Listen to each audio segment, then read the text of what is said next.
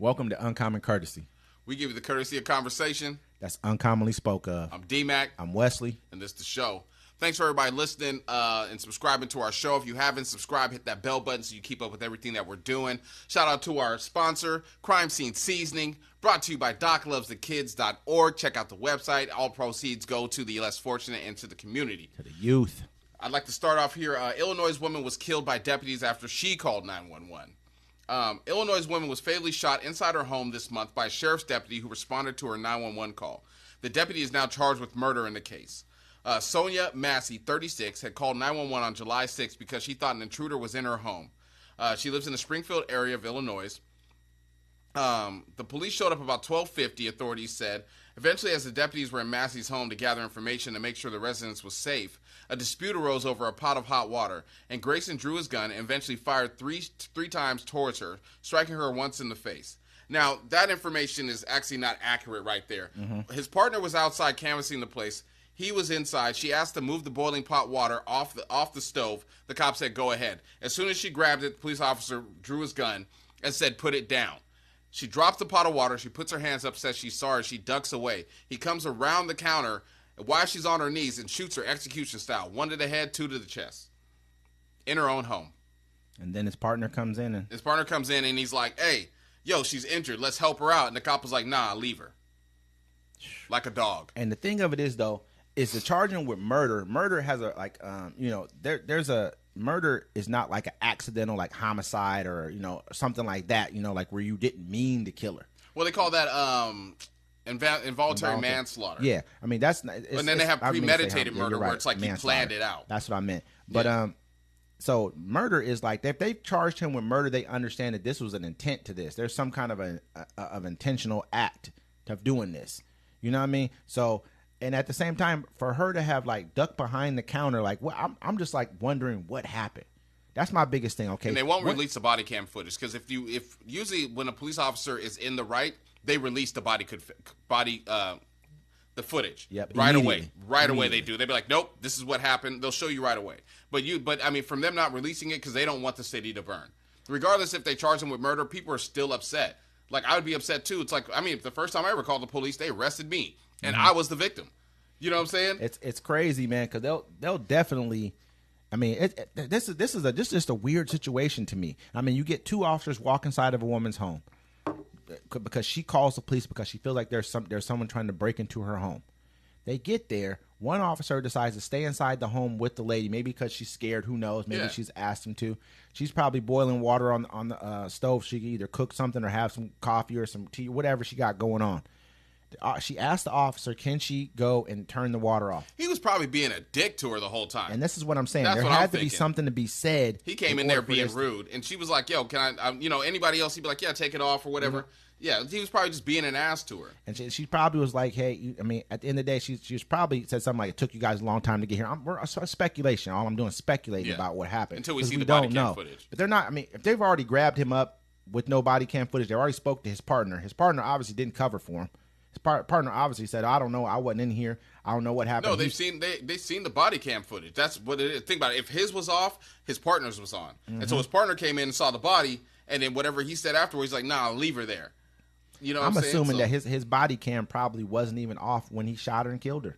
I'm assuming it was probably on. It was probably on, yeah. I mean, because they would he could have just lied about it. Yeah. At that point in time. Yeah. Well, I mean, he could have been. No, he said exactly what he did. And you have to think about it. Donald Trump wanted to make it so the police could just do this whenever they felt like it. This is what is a part of this. I'm going to say it's a part of Project 2025, but this is a part of his agenda. He's already said he wants to give them complete immunity to do what they want. He was happy when the cops was beating everybody's ass during the George Floyd protest. You remember when he had the person who got beat up, the black dude who was getting punched on at his rally. He was like, "Yeah, go ahead." He said, "Beat his ass or whatever. I'll pay for your attorneys or whatever the case may be." He said that while the dude was getting punched in the crowd. So people to get mad about things happening to other people, you guys are happy this kind of violence. He's promoted violence. He's promoted to the police. Hey, yeah, go ahead. Get him a little rough. Be a little rough with him. All this kind of stuff. This is what he's been promoting for a long time. Now you guys want to, these are the same people That's call everybody snowflakes, man. It's like this. They always ask for violence. They want all they bring it up. They talk about it. But when they get touched, it's like, oh, why are you being violent? Why are you doing this? That's bully mentality. A bully's like, hey, I'm gonna bully you, but when you do something about it, you're a snitch. You're a tattletale. You can't do nothing back to me. That's how bullies act. But in this situation, you know what I'm saying? It's like the officer. For me, it's like I don't even call the police unless I have to. And if I do, I come meet them outside. Like, yeah, there's no reason for me. I can tell when the police are close to me. It doesn't even matter, man. Like, at the end of the day, it doesn't matter. He shot her 3 times execution style, man. 1 to the head, 2 to the chest. Come on her on, knees. man. And he made sure she was going to die. He wasn't leaving he was hoping that there wasn't a witness. But now watch. If he gets bailed, someone's going to bail him out. That's the whole thing. Oh, yeah. And it's going to be one of these kind of MAGA type, this MAGA movement type thing. This is what we're asking for. This is what black people don't understand. When they talk about immunity to the police, they're not worried about people within their own communities. They understand they are.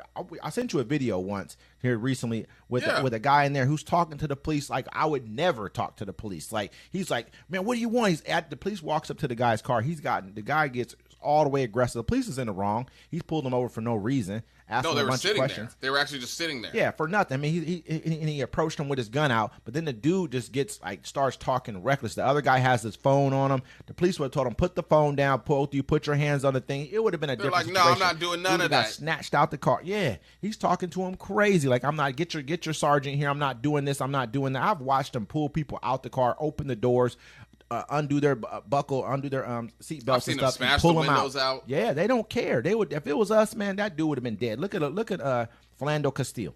He didn't do any of that stuff. Well, shoot, even now since there's so many cameras around, I remember they used to just, if you because I've seen people, they try to run from the police and the cops just jump out the way. Before, it was like, yo, if you try to hit a cop with your car, it's like a murder charge, and they would just shoot into the car and just light the car up. Yeah, they've done that in Chicago.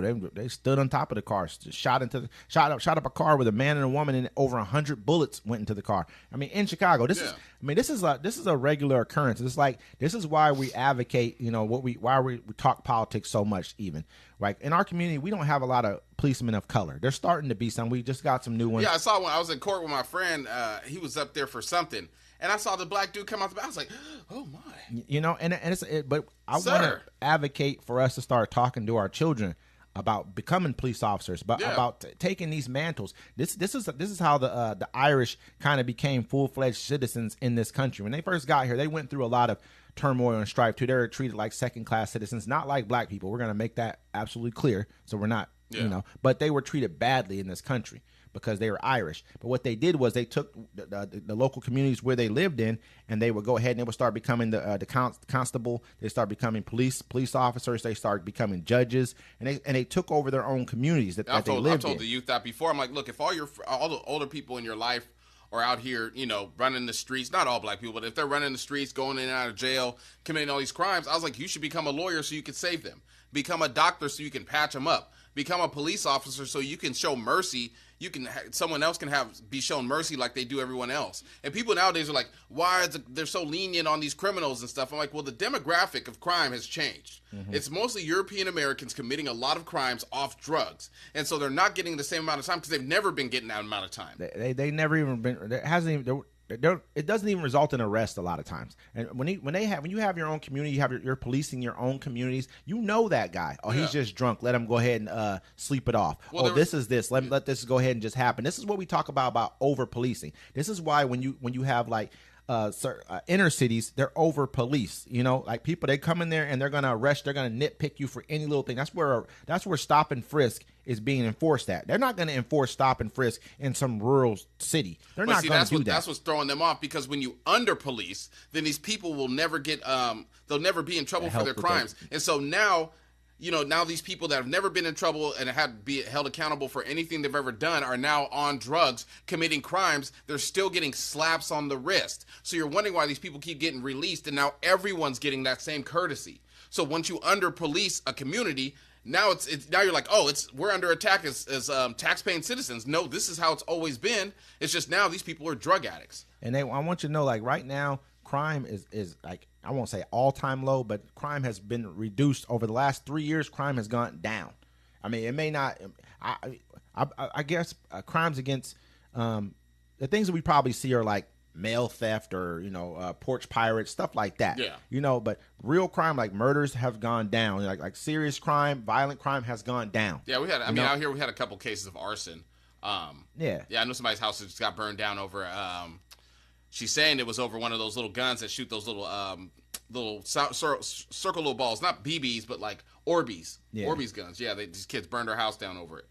But at the end of the day, like we really need to start being a part of our community more than what we are right now. I don't think that we're taking account about, just being a part of the local community. Today we're supposed to have a guest on from who was running for a local position out here, and just due to medical situation, she wasn't able to make it. Hopefully we can get that rescheduled soon for you guys. But she's in our thoughts and prayers. Absolutely. Hopefully she gets well. Yes. But absolutely, it's very serious for us to understand, how, like this guy right here, luckily this happened in Illinois somewhere where there's enough people where they didn't just gloss this over and try to do like what they did to the one black guy who was shot by the two. Well, they could have glossed it over. I think his partner was like, "No, I ain't with this." That's what he says. His partner's like, "I'm not with this." Really? This lady, that's all that had to happen. His partner could have said, "Well, she was getting aggressive." Yep. They wouldn't even looked at body. No, she was getting aggressive. She was going to throw some hot water on him or something. He could have went with it. His partner had to turn him in. That's all that is. Absolutely. But the thing of it is that they're seeing that there's consequences for it. They're watching guys like the guy, what was his name, Chavez or whatever his name, Chavez, or the guy who was in Minnesota, who shot Greg Floyd, who not shot him, but George Floyd, yeah, he got stabbed up in prison. He got like a 20-something year bid. I guarantee once that if Trump gets in office, they're probably going to acquit. They're probably going to pardon those dudes, let them out. Y'all don't understand. That's what this guy's counting on. Probably he's like, "Hey, I'll do it. Watch." Y'all don't understand what's really going on here, man. You were looking at Greg Abbott pardoning people. He pardoned someone who I think he killed. I mean, remember? He ran over a bunch of people. He Black Lives Matter. Yeah, Black Lives Matter protesters. Man, come on, man. Y'all act like y'all don't know who these people are. Black folks is on here like, "Oh, that ain't the Civil War. That ain't got nothing to do with me." Yeah, bro. It's always with you. Black folks don't understand, bro. The Civil War ain't stopped for us. All right, they may seem like the European Americans are done with it. The Civil War has not stopped for you. All right, the Civil War ended, and then they put you in Jim Crow. Then you had to fight for civil rights, and they're still out there murdering you and beating your ass. It has not stopped. They just want to go back to it. And we're not saying that like our communities don't need to do better, a lot better. There's a lot to be done in our communities, but also everyone's community needs to do better. You can't absolutely. I hate when people do that. They be like, "Well, get your house." Black people are terrible. I'm like, no, get your house together. I say that because I really truly believe it. I live in a mixed community, and we both know that we speak about these issues all the time because obviously for the communities that we're from. But I truly believe that because I understand how badly we're hurting ourselves. So this is why I speak about it. This isn't me. This isn't for me to try and buddy up or cuddle up under. I don't care about any of that. I'm always going to be for us. I'm so much for us that I'm going to say that rather than just saying these people are doing this to us. We got to understand what we do to us too. This isn't for claps or for applause from any other audience. This is just speaking directly to us. But I'm saying both. I mean, there's no ethnicity in this country that can look at anybody else and say, "I'm doing better than you." No, what I'm saying is, man. No, I mean, murder-wise, with the crimes and stuff we do to each other, everyone.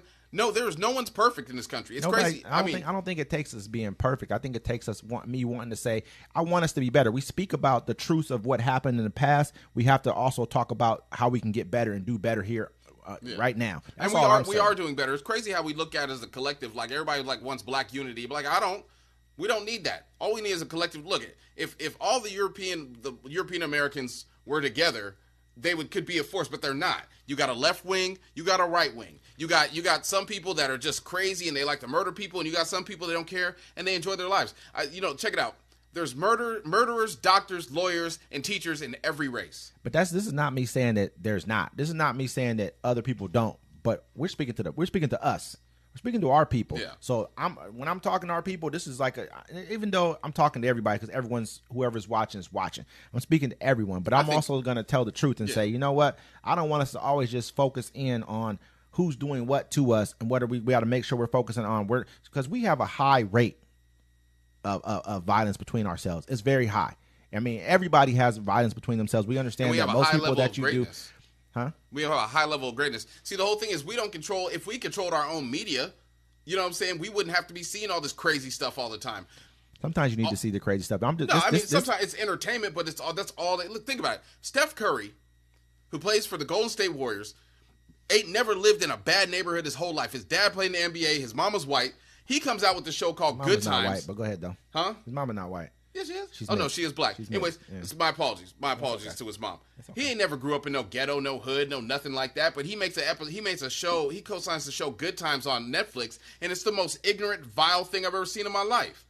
He didn't grow up like that. I didn't grow up like that. I mean, but at the end of the day, I think it was just for jokes more than No, anything else. Was the old Good funny. Time show like that? No, the old Good Time show. The dad had a job, the mom was at home. They had 2 kids. It showed a good family structure, a black family structure. This is just ignorant trash, and he signed off on it. He don't know nobody like that. He got that from TV. Come on now. Do you think that the Boondocks? When you look at the Boondocks, do you look at the Boondocks? Boondocks is a like great that? show. It's a great show. My favorite episode is the Martin Luther King speech, where he came back. He's like, ignorant. But people can say that that's the same thing. You know what I mean? It's not. I've never watched the Boondocks is great. He's like, why y'all cheering R. Kelly? He pees on little kids. This is what I'm saying. Like, but the Boondocks is an amazing there's show. 2 up there. Okay, so that's your opinion, though. You gotta look at your opinion. Everyone has their opinion. Some people like Sexy Red. Some people like, you know what I mean, Such a Soldier. It just is what it is. It's who just likes different Sexy people. Red? Who? I like Sexy Red. I'm gonna be real with you. Yeah, I you like a her. dude. You know what I mean? Like a grown man. Girls like her too. I think she makes good music. I'm not saying I'm out but she makes good music. She makes good music, man. She's actually good at what she does. I like Glorilla. I like Glorilla better than I like Sexy. Glorilla ain't no hoe. We're off the subject. But no, it's cool. I'm just saying. But the dollar back Get in. him, Glow. The dollar back in though. Actually, you know it's crazy. I was listening to FNF by Gorilla. I love that song. I don't know what it is. I ain't no fuck nigga, so look. The biggest thing is this right here. We need to start being a part of our own communities, and this is kind of what shows us that we do, because this dude was about to get away with murdering a 36-year-old black woman. And you're right. Black gang members need to do better. You know what I'm saying? Gangs were created to protect black communities from basically white people just coming in there and dragging them out and killing them and stuff. And now what you do is you're terrorizing the community. You know what I'm saying? Like, that's why I don't even listen to gangster rap no more. Like, that stuff don't move me. I do. I still listen to it, but that is you don't have to stop listening to gangster rap. I'm gonna keep real. You don't have to stop listening. Okay, the new gangster rap. I still listen to Spice One on the way home. Old stuff. I listen to new stuff too. I do. I like. Who's the new gangster rap you like? Like Lil Durk. He ain't new, but you know what I'm saying. He's Lil Durk always looks shook, like he got caught. Hey, he's not new. There's a bunch of little dudes out there too who younger kids probably listen to. It's not like the Vince fact. Staples, This isn't to Schoolboy. say that the fact. I don't feel like Vince Staples is gangster rap though. I feel like it's like backpack rap for. Yeah, what? You know what I'm saying? But look, North. But look. What I'm saying is you don't have to. We're not asking you to change who you are. We're just saying most of you are gonna have to get jobs anyways. This is life. We're not gonna be. We're not gonna be influencers. We're probably not gonna be rappers. We're probably gonna be sports athletes or anything like that. So we're gonna have to get jobs. A very good job to have. One thing that was really big even back during trades and also getting into the police force it's a great job. They got a great pension, everything, and you get to shoot people. I'm not gonna say you get to shoot people, but you do. You get to protect your community. That's what you get to do. You know and you what I mean? get to shoot people and spray people with mace. If it's involved with protecting your community. Think about it. You get to speed. You get to turn the lights on. You get to get on the megaphone. You can do all kinds of stuff as the police. Okay. Hey, drone strikes near U.S. Embassy office in Tel Aviv leaves 1 dead. Yemen's Houthi rebels claim attack. Yemen's Houthi rebels claim responsibility for a drone strike near a U.S. Embassy branch office in the Israeli city of Tel Aviv on Friday that killed at least 1 person and injured several others. An explosion rang out in the center of the city in the early hours of Friday morning after an unmanned aerial vehicle, or a UAV, struck the area, an Israeli Defense Force official said in his news briefing on Friday. A 50-year-old man was found dead in an apartment building that appeared to have been impacted by the strike. Zaki Heller, a spokesman for the Megan David Adam, Israel's medical emergency service, said in a statement. The IDF official confirmed the death of a civilian and said at least 10 others were injured in the attack. And so they say Israeli typically receive warnings for incoming aerial attacks, but the IDF official said an alert was not issued in this case due to a human error. The way I'm reading this out, man, it almost sounds suspicious, man. Like they said a man was found dead in an apartment building that appeared to have been impacted by the strike. You know what I'm saying? Like, what did the strike kill him? No, it's like, he heard the strike. I don't want to disrespect the man either. I don't want to disrespect Israel either by saying what I'm saying. But it just. Well, I mean, like that. He could have heard the strike and had a heart attack. He could have fell over and hit his head on the desk. He appeared to have been impacted. If a person's been killed by a bomb. Well, no, impacted. Like the explosion hit, he could have heard it and had a heart attack. Like I said, he could have fell over and hit his head on something. So it's just like maybe we talked about it, the people running from the police and the helicopters crashed. And I want to say there was more than one that they shot at him. And I think they took out some of the other ones, but this one got through. And it just seems weird to me, like your Iron Dome. I know the Houthis have come out and they said that. No, they already got past. There was another one that I can't remember who. I think it was Yemen. No, it was Iran. They already shot. They were like, "Yo, we can get past your Iron Dome. They ain't nothing no more." They shot 300 of them, man, and they didn't get past them. They had a couple. Like I think they had some debris that fell and hit the ground and killed a girl. But all I'm saying is like it just doesn't seem. You hit Tel Aviv, but you only hit it with one drone. And then you really don't hit anything of importance. You don't hit a building of importance. I know it's all about shock and awe and terror, but the war is starting to wind down. Now they can spread the war out. It's like it all like when I'm thinking. Well, I mean, right now, they're currently heavily bombing South Lebanon right now after this attack. But they have so many people they're fighting right now. Mm-hmm. You don't know where it's coming. They're fighting the Palestinians who ain't fighting back. Lebanon, Syria, Yemen. But they're not. Who they're really fighting is really two different people, but it's really one. And that's Iran. It's only Iran that they're fighting. Iran funds the Houthis. Iran funds Hamas. Iran funds Hezbollah. They give them everything. They give them all their money for their weapons, everything else. I'm not sure if there's a couple other governments that are in between there, because I know that I think the guy who was Hamas's leader was sitting in is in Qatar.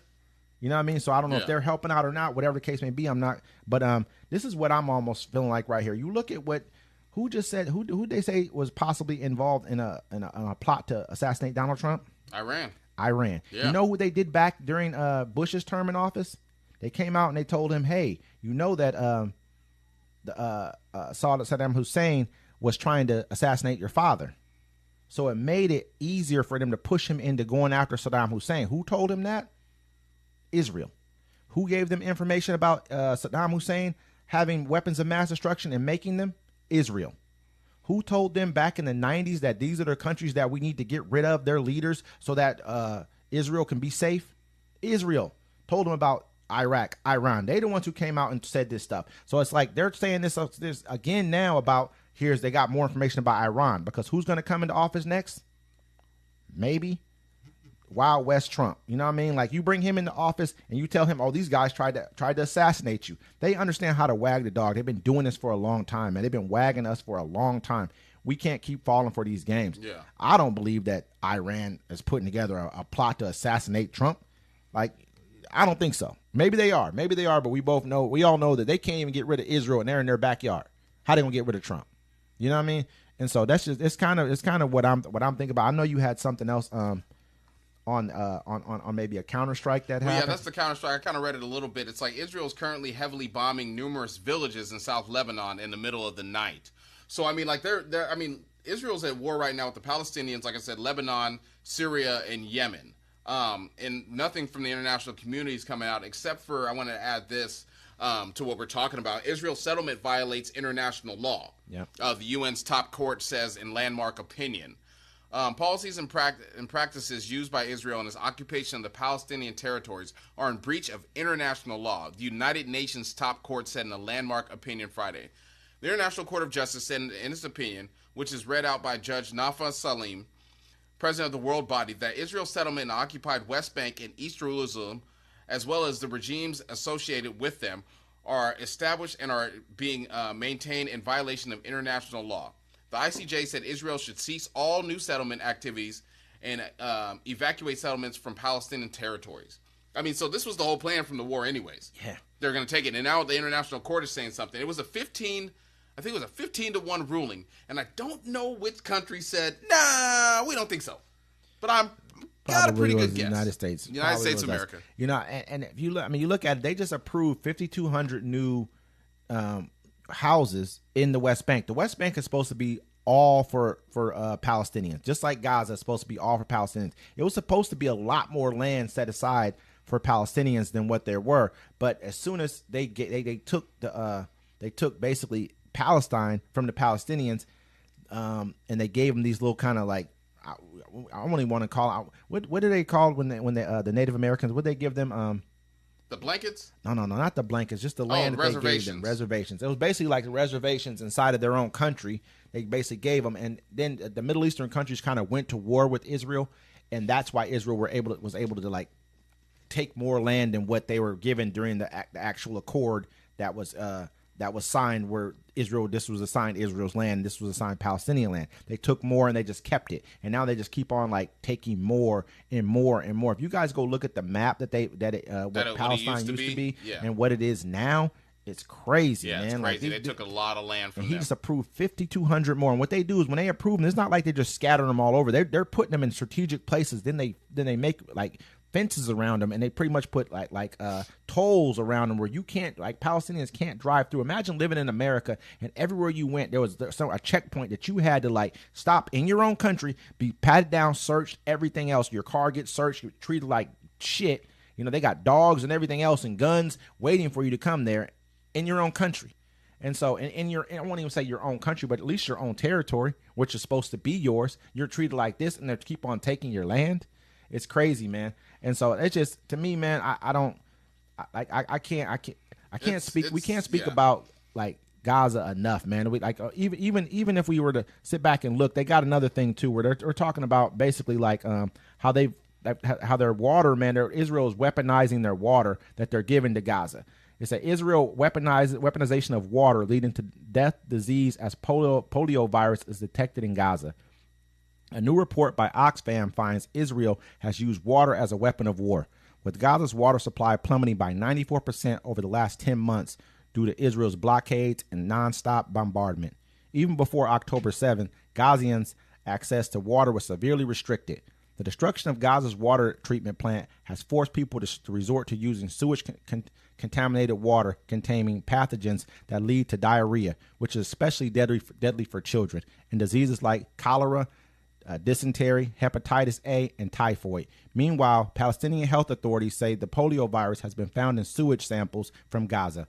I mean, that's disgusting. I mean, they're getting all their playbooks from America anyways, because, they gave, in America when they had the Trail of Tears, they gave the people the blankets with smallpox on it, the natives and stuff. And so it's just, it's we don't want to stop reporting on it, and we never will, because the atrocities that are going on over there just should always be known to everybody. Absolutely. I mean, not to, we won't dwell on it. We got a couple more subjects we want to run through real quick. I mean, it's just important, man. I mean, as much as we talk about everything else and as much as we've still been going on, there's still been thousands of people dying over there consistently. Kids, man, imagine living in a war zone with your kid, man, and every day you don't really know, you don't have anywhere to go. There's nowhere safe because you don't know if someone's inside the camp that they think is a Hamas operative of any sort. They're going to bomb the whole camp, and they're going to say, well, we don't know if we got them, but 90 people dead, kids with their heads blown off, and all kinds of other crazy stuff going on, and they don't care, man. Yeah. It's just nuts, man. Okay. Yeah, so let's hit them with two more.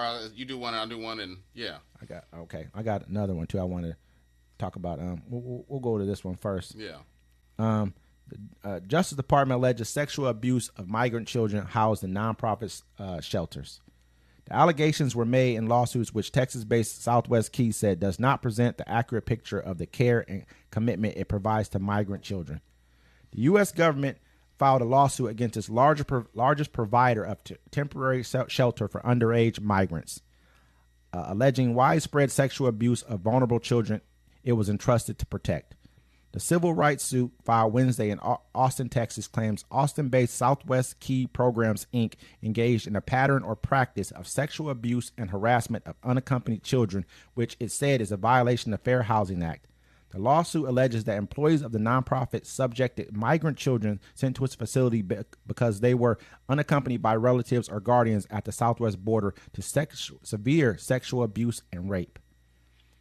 It also alleges that employees engaged in solicitation of sex, requested nude photos, tried to start inappropriate relationships, made sexual comments and gestures, leered, and touched children inappropriately. So this whole building and organization was just basically a child sex ring. Yep. And we talked about this before, and I brought it up because I remember when Donald Trump was president, they were separating the kids from the parents, and like 500 some odd kids just got lost. They never found them. And I knew exactly, we all know where they went. They went into the sex trade. You know what I'm saying? They were put into there. And this is just a little bit of more aftermath of it. You know, and this is how they're treating people just because they don't speak the same language as us. This is disgusting. They say, who would send their kid here without a parent? Who would do this and that? People don't. You act like you don't you've never People been come anywhere. to America because they think it's a better opportunity. You've had to have never gone to another country that we sit back and we put sanctions on, and you can blame whoever you want, but really look at what the United States. We got to understand who we are. Don't get me wrong. I defend a lot of things about this country, but I also know who we are. Just like I defended a lot of things about when we speak about the police and we speak about people of color, but I also understand what else needs to happen. There's two sides to every story. Understand who you really are, and don't sit back and act like this country wasn't made for immigrants, because that's why most of you are all here, because your parents immigrated here. You're not your parents, but your great-grandparents, whoever was in your family who came here. Also, it's like this. It's like you could say, hey, why would someone send their kid here without them? They'd be like, they know because they want their kid to have a better life. They know their life would be better. Think about it. That's the hardest thing for you to let go of your child. Send the kid to college. Think about how hard that is for people, man. Imagine sending them away knowing you may not ever see them again. Shoot, I'm sad my kids don't wait on the steps for me when I get home. You know? They used to be, oh, hey, how's it going, Dad? Now it's like, hey, let me get $10. I'm leaving. You know, it changes. But the world that we live in, man, it's sickening. I mean, you get people like this who take advantage, man. These are programs set up for. They shouldn't just be filing lawsuits against these people. People need to be in prison behind this. You're raping kids, man. Little kids. I don't care. You know what I mean? This is crazy to me. Oh, it's just a lawsuit? It just says the U.S. government filed a lawsuit against its large provider. You know what I mean? Oh, so all the dudes they're doing like the Catholic Church. It's going to move them to another facility? I'm not sure if they've already been, taken people in or what happened, but this is just a lawsuit, man. This isn't like they've come in and filed criminal charges. I don't see anything. Maybe if I can look. These people started a whole ass organization just so they could rape little kids. Yeah, man. In America. Y'all worried about Pizzagate, and there's a whole organization that was created to rape children. Listen to this, bro. It said the government has paid Southwest Key more than $3 billion between 2015 and 2023 for the service. The lawsuit stated $3 billion, man, in an 8-year period of time. Go sexually assault children. And probably do other things too that we have no idea about them. You never know if they're selling them into sex. Think about how many kids got this. There's so many kids, they probably didn't even register some. They were like, I'm going to take this one home. Yeah, man. That's disgusting. Let's get on 29 facilities in Texas, Arizona, and California. So imagine what's going on throughout all those facilities. This is just one of the facilities that they're talking about right here, man. It's crazy. It's pretty. As Americans, it don't matter what side of the aisle you on. This is disgusting. This is the stuff, and it's crazy. No matter what side of the aisle we're on, this keeps coming up. For some reason, we can't stop it. They don't want it to stop. There was a man. I think he was a police officer in Virginia, and he just got arrested. He got arrested in I believe it was West Virginia. He was accused of raping his 11-year-old daughter, and they gave him 30 days in jail. They gave him a 5-year sentence, suspended, and all he had to do was 30 days. You should see the comments that we had under our Matt Gaetz, Kevin McCarthy video. Yeah, these people are like, "Why are you guys talking about Matt Gaetz? You guys are this. You're losers." Blah blah blah blah blah. You know, I don't care about the name calling. I understand what that is. That's small. People. But it's just crazy that you're not willing to even look at this as like Kevin McCarthy's telling you the truth. He's telling you he was one of you guys. He's a rhino, blah blah blah. Because you're mad because he's telling you the truth about what's going on. Just like when Donald Trump's stuff came out about him, all of his involvement with Epstein, going to Epstein Island, flying on a plane, calling him over 90 times, calling him at 3 a.m, all kinds of stuff. You guys don't want to deal with that. But you wanted to talk about it when you thought it was about Bill Clinton and everyone else was on Epstein Island. You wanted to bring up Epstein Island all the time. But now it seems like you guys want to just cover. This isn't just a you guys versus these guys thing. If Bill Clinton's on Epstein Island, he need to take his ass to jail too. He need to go to jail, and Trump need to go to jail. Bill Gates, any of them. Stephen Hawking need to be dug up and pissed on because he was there the whole time. Yeah, he was kicking it. So all I'm saying is that we need to honestly start taking a deeper look into what is going on here, because this has been going on for a long time. They've been housing these kids, putting them in cages during Obama's presidency too, and then kids coming up missing. How the hell is kids coming up missing? Yeah, if you care about the kids, man, it doesn't matter what side of the aisle you on. We ain't with that. You know what I'm saying? So here I want to speak on this. It's been going on for a while, and I've been meaning to report on it. The governor declares state of emergency until October and faces monstrous fires ripping through miles of land.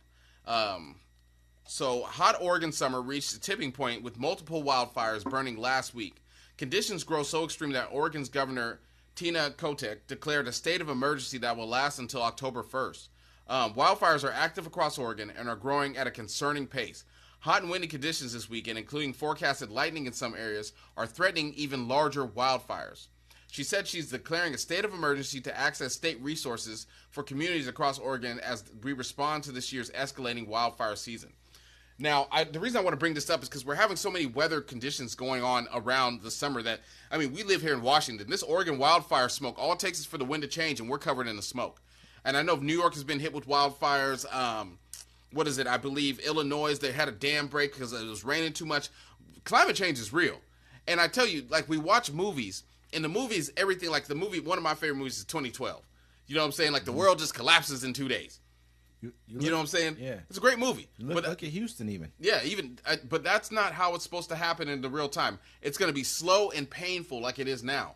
Once all these trees burn in Oregon, that stuff's not growing back. Not right away. That, you know, like, we need to really, like, pay attention to this. And my thoughts are with people in Oregon, because when we go through the wildfires, we get choked by all this smoke. Yep. And then you look at it, you look in the sky, you can't even see the sun. It's orange. Yep. It's supposed to be like 89, 90 degrees. It's only 72, whatever the case. It shows you a lot of kind of what it's almost like when you think back on how they said how the dinosaurs, everything became extinct. You like, man, you can kind of see, like, okay, damn, okay, it's supposed to be 20 degrees hotter than what it is right now. It's just a small take on a bigger situation. Of course, they've shown why some neighborhoods across America are hotter. It's because they've cut a lot of trees down for like no reason or just any reason. But like, if you don't have trees and stuff around us, that's what kind of helps keep us cool. Yep, that's why they call things. Sometimes they call them. I want to say concrete jungle, of course, because there's a lot of other reasons they probably use that. But because they've cut down everything, that's why inner cities are always warmer, because there's not any trees, and then you have asphalt and everything that kind of just reflects heat. You know what I mean, off the ground. It's not, and so it's crazy, man. I feel like we've been going through a lot of climate situations. They said this was the first Category 5 they've had, the earliest in the season they've ever had this early in the season. I mean, think about it. We don't want to talk about it. Everyone wants to be deniers. You remember that movie, Don't Look Up? Have you seen that one? Yeah, I've seen this that. This is the phase that we're in, man. We got people putting, patches on their ears to be like a guy who another thing, who they're saying that possibly didn't even get shot in the ear. You know what I mean? Because they're saying that he didn't even need stitches. I forgot about that. Did you hear about that? No. Yeah, let's talk about that real quick. I don't want to change this. Really? No, that's fine. You good? Yeah. But yeah, I just hear that recently here they're saying that Trump didn't even need stitches for his ear. Well, I mean, did it get blown off? And this is what all this say about blood and everything right here. There wasn't enough blood for me. It should have been leaking the whole time. That's the whole thing. Like, when you get cut, you keep leaking. You know what I'm saying? It was just like a thing of blood, but it wasn't leaking. The doctor is saying, from some stuff I saw, he's like, hey, it didn't even need stitches. I think Eric Trump came out and said he didn't even need stitches for it. And so for him to, the next day he came out, I know he was golfing. And then the day after that, or whatever, was the Republican convention or something like that, a couple days later. And he has a bandage on his ear. But you didn't even need stitches for it. What do you got and you look at Evander Holyfield, who got his ear bit by, if you get hit with an AR-15 bullet from that far away, it's going to cause damage. It's not going to be like a bee hitting your ear. But I mean, like, you use stitches to, like, close the wound. Yeah, like, you would need one. A piece of his ear probably just got shot off. You would still need to close up something, wouldn't you? Nah, you just put a towel. I mean, it's just the ear. Your ear is like cartilage. So if a piece of my finger gets blown off, well, that's different. That's a finger. Your ear is like cartilage. They're saying that your ear bleeds more. This is what Trump was saying. Maybe he's telling a story. I don't know. Donald Trump also tells a lot of stories. He does. But Donald Trump also you remember said what he said, though, right? Cancer. You remember what he said. But look at Evander Holyfield when he got his ear bit off. Yeah. You think that somebody biting your ear, or an AR-15 bullet hitting your ear from however far away that was, 400 and some feet, or whatever yards, or whatever that was, that's gonna cause damage, man. I think, at least it's gonna, it's not just gonna nick your ear and like, oh my God, I barely missed that AR-15 bullet that flew by my head. Yeah. Nah, man, it's gonna be a little bit more than just a little bit of blood. I'm not saying that he didn't get shot. I'm not saying that at all. Something had to happen. Yeah. But you didn't have to have stitches. Yeah. It's a lot of stuff keeps unfolding about this. Go ahead. Yeah. Let's finish this one. Thing. Yeah. China braces for slow growth as Communist Party conference hints at tax expansion and more spending. The Chinese regime appears to have braced for slow economic growth as the 4-day conference has concluded without any big bang announcements. The Communist Party of China held its third plenum conference this week. It is a crucial meeting that takes place in the third year of the incumbent Chinese leader's term and sets a tone for the policies for the next 5 years. While major announcements have been made after previous third plenums conferences, none has been made this time. Basically, what the reason why I really wanted to bring this up is because we've been having a lot of issues with China, but people don't realize China's going through a huge economic crisis right now. Yeah, a lot of their banks have already folded. Yeah, man. A lot of their banks have folded because a lot of them own a lot of the real estate portfolios that they have. These guys got millions of homes and apartment complexes and everything just sitting vacant because no one can afford to buy them. You know what I mean? And the government has to basically, it's like $12 trillion, just something ridiculous amount of money that the government's going to have to come in and rescue and basically take it on the government debt. And it's just crazy to me that we're sitting back. We're worried about. We need to worry more about China based off the fact that Taiwan's doing so well right now. That country, they got. I mean, Taiwan Semiconductor is worth more than any Chinese company that they own, and most Chinese companies are owned by the Chinese government. Yeah. But Taiwan Semiconductor is worth more than any of them. It's a small little island, and this is the reason why they're going to probably want to invade Taiwan, because that place it's booming. They're making good money there. They can take that little place in there, take this. They really want the semiconductors. That's what they want, because they already got the rare earth minerals. I think they have like 70% of the market. Yeah, like they got most of the stuff inside their own country, and then they're also going to Africa and shoring up the rest of the rare earth minerals from over there as well. Mongolia has a lot of them. They're a neighbor to the north. And so this is these little things right here that we're watching. This is kind of it's a teetering effect. That's why it's so important for us to break Russia right now, especially in Ukraine, is for us to break them, because China's coming next, but they're breaking themselves anyways. They're starting to get to a point where they're not going to be able to lend out as much money as they once could. They were giving the world money, basically for not for free, because they make them pay it back, but they're not going to. Their banks, their coffers aren't going to be as deep. Yeah, China gave what's his name, Akon, $1 billion to go build solar panels. A city, city, a whole entire city. He hadn't built it yet. I think I don't know if he messed up the money, what happened, but but they're out here doing a lot. And this isn't me speaking against them, because I like the fact that they're out there helping countries that we're willing to take advantage of. We took advantage of for so long. They're out there, and maybe they're not helping them in the best sense, but they're doing more than what we did. We're just taking advantage of people. But like I said, we need to keep an eye on what's going on in China, because at the end of the day, it's gonna come back to our front door. Yeah. So and then right before I let you go, I just read this crazy article. It kind of goes with the weather thing. It says Florida's dirty rain map shows areas most at risk. Say Floridians are braced for an unusual weather phenomenon. Meteorologists are warning of dirty rain set to sweep across the Sunshine State this weekend. A torrential plume of Sahara dust, having traveled over 3,000 miles from northern Africa, is poised to mix with Florida's typical summer thunderstorms Saturday and Sunday, creating a cocktail of grit and precipitation that can leave residents with some unexpected cleanup.